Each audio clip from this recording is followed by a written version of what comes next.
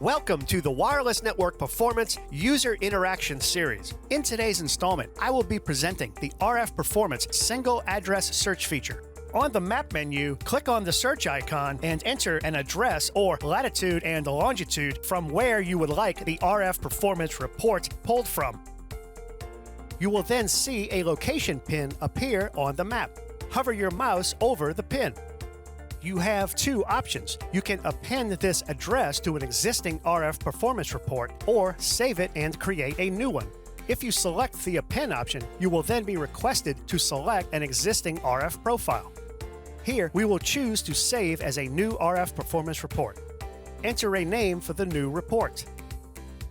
Then, the RF performance tool will open and reflect the new address.